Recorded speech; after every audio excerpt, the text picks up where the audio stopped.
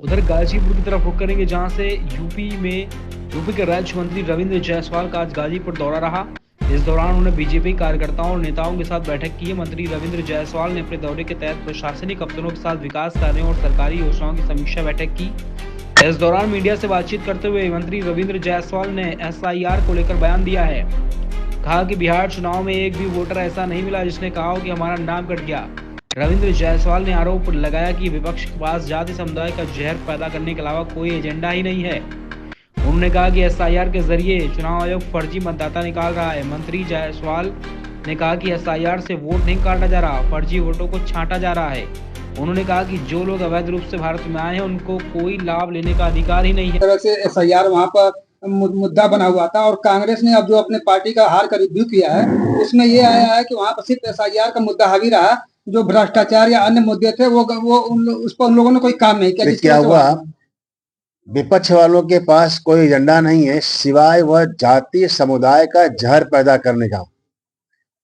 SIR का काम है चुनाव आयोग का। वो सत्यापन कराते हैं कि फर्जी मतदाता निकालेंगे। आपको जान के आश्चर्य हुआ, आज सुप्रीम कोर्ट ने कहा है जब एसआईआर कराया गया, जांच करा के चुनाव कराया तो विपक्ष वाले करते वोट कट रहा है। चुनाव वाले दिन आप सब फील्ड में रहते हैं पत्रकार भाई, तो अधिकांश लोग कहते हैं, यूपी के अंदर भी कहते हैं कि चुनाव के दिन हमारा वो नाम कट गया है। लेकिन बिहार के चुनाव में एक सज्जन नहीं मिला जो कहा कि हमारा नाम कट गया। एक सज्जन हर मतदान केंद्र पर मीडिया वाले थे, कोई एक नहीं कि हमारा नाम कट गया है। यानी इसमें सत्यापन होकर सही नाम आ गया था। जब सही नाम आ गया था, डुप्लीकेट वाले बांग्लादेशी वह वंचित रह गए। और यह अखिलेश यादव राहुल बाबा को दिख नहीं रहा है। विषय यह है कि इन दोनों को चाहिए राष्ट्र हित की, विकास की बात करें। यह जुमलेबाजी समुदायवाद का और जातिवाद का जहर पैदा करके जनता इसको इनकार कर रही है, आगे इनकार करेगी। सर बात किया जाए, आसाम में एक जो कानून लागू हुआ है वहाँ बाल विवाह का जो है प्रतिबंध कर दिया, बिल पारित किया गया है, तो उसको देखते हुए क्या कहेंगे? क्या सर? आसाम में जो है बहु विवाह बिल पारित, एक से ज्यादा शादी करने पर जेल और जुर्माना हो सकता है। देखिए, मेरा खुद का मानना है व्यक्तिगत तौर पर, जब भारत के अंदर मुगल यहाँ राज करने आए तो कुछ कुरीतियां आ गई। क्या क्या आ गई? बेटियों को पर्दे में रखना, क्योंकि मुगल आक्रमणकारी उन पर गलत निगाह रखते थे। तो हमने क्या कर दिया कि बेटियों ला दिया पर्दे में। फिर उनका विवाह बाल विवाह कर दिया, यानी कि जल्दी से विवाह कर दिया जाए। फिर रात को विवाह कर दिया जाए और चुपके से वो विदा कर दिया जाए। तो मेरा मानना है कि तमाम कुरीतियां इसलिए आई थी, यह मुगल आक्रमणकारी कार्य से आया था। बच्चों का एक उम्र के पहले विवाह नहीं करना चाहिए और इसके लिए सरकार कानून बनाए रही है, यह स्वागत योग्य है।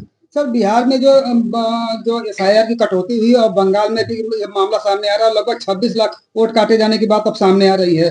काटे जाने की बात नहीं, यह छाट के फर्जी वोट को छाट दिया गया। यूपी में अब जो है घुसपैठियों को रोकने के लिए भी बात कहा गया था और प्रत्येक जनपद में इसको लिए लेकर जो लोग अवैध तरीके से भारत में घुसपैठी के रूप में हैं, उन्हें भारत का कोई भी लाभ लेने का अधिकार नहीं है। सरकार हो चाहे आयोग है, अपना तरीके से काम कर रही है। चुनाव आयोग सरकार का पार्ट नहीं है, चुनाव आयोग अपना खुद भी स्वतंत्र है। अगर वह देख रहे हैं कि वही मतदाता होना चाहिए जो भारत के नागरिक हो, जो जांच करवा रहे हैं और जांच कर छाट रहे हैं, पॉइंट नंबर 1। लेकिन मैं आपके माध्यम से सभी कहना चाहता हूं, किसी का वोटर लिस्ट में नाम छूट ना जाए। आपसे आपके माध्यम से आग्रह है कि जाकर के मतदान केंद्र पर बीएलओ बैठे हुए हैं, अपना अपना वोटर लिस्ट में नाम डलवाना चाहिए। सर इसके अलावा गाजीपुर जनपद का एक मामला है। गाजीपुर के कासमाबाद इलाके में जो है एक निर्माण कार्य चल रहा है मनरेगा के तहत, और उसमें काम कर रहे हैं 15 साल से कम उम्र के बच्चे, और डीसी मनरेगा कर रहे हैं, यह कोई मामला नहीं, मैनेज कर लीजिए।